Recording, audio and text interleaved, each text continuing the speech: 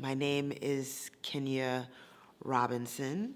I'm from Gainesville, Florida originally, and I represent it hard.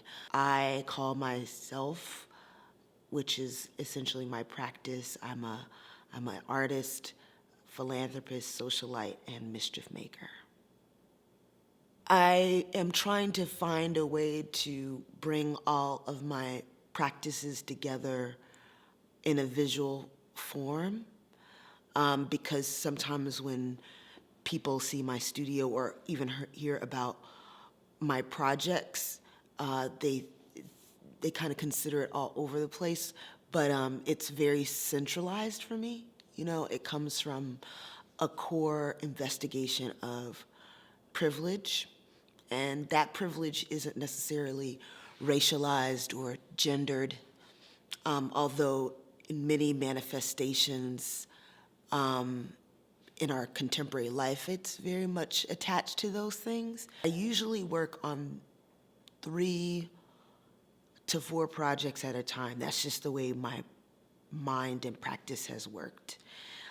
So I have The White Man in My Pocket, which is Dave Fowler. I received him as an object from a boss that I had. Dave is this little white businessman, and you know, in many ways, that's kind of what we all envision as like having the most privilege. Now they are growing in number, and they are being casted in bone china slip, and I'm gonna put them in a china cabinet and hopefully, you know, I mean, like kind of stuff it full and have that as a sculptural piece.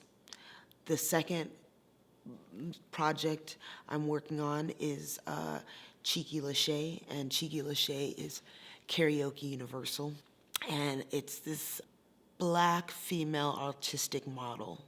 So like in the way that Dave is a kind of normative as a white male,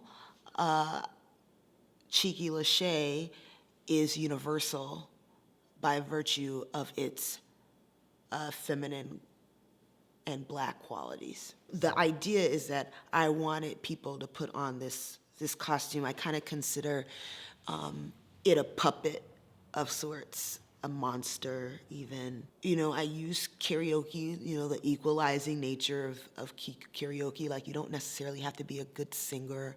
So I've been working with Jason Webb, a technologist who's done work with artists at Bemis, on basically creating a live projection feed that the person could be sitting at a table, you know, like making it super, super easy. Like even maybe getting those people who wouldn't necessarily get up on stage and perform, but could sing a song if they were sitting down and liquored up, and have their image projected on the costume, and I would perform their song because I am a really good performer.